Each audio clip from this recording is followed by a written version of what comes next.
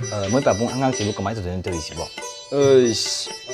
Kanade game dum haujanna tawge.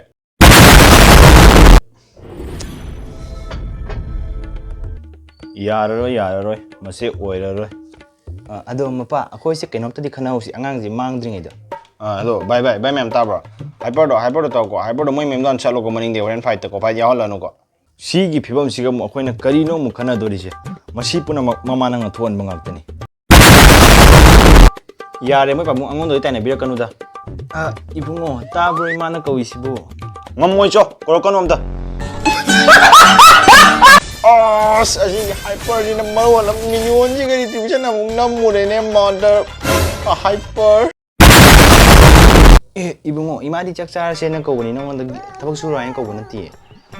Bro, ai do AFK chakhrabo. Khoi mana phone do mun ngare. Aya, ai si re. Si ting si ai kan ya dro se. Ang na mama bro. Na hu tha ga si ro ba. Bro, kaino aya? Ibungo namanaba laise kari no charaga wari watai ga dum ngak sanaudana. Kai dei cha bano da ai fau cha dri kan si da khang noi thok to. Game na lui ai gi di. Game kap kini di. Changu halu kam dawi kasu na ta ba khana ba hawi ba. Min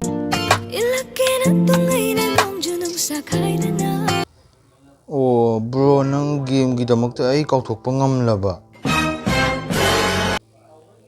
Halo maning as kanam hande karino. San namu game sang dore maning da as halo as oi ma kanam hande karino. Ibungo nang chaksu charoi habanina si oina thawo ibungo.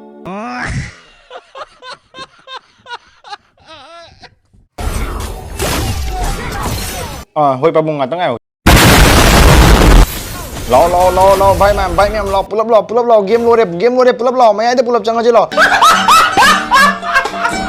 Aya karino si mi solo muk chala le as puro da nang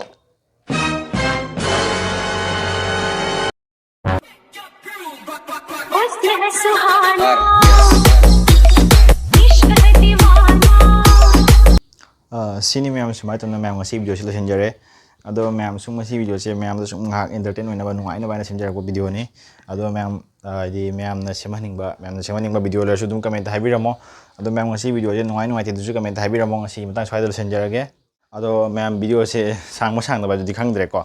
Sum mai di ma'am da ina sung ngak no khaning bana ko no khaning bana ma moira ga simja bani. Ado ma'am video se nungai ready like share and subscribe senbiramo. Ado ma'am ngasi video si da aina ngang masak pada soi langi yarsu ma'am na panguna chane panguna na ne khandu ngak piu ado ma'am mathangi video da id karma makhali karamba topic ta semawai do karamba topic ta id semaninge habdo ma'am dum comment ta thambiramo ado ma'am ngasi di matang soi da kaina rasi bye bye guys.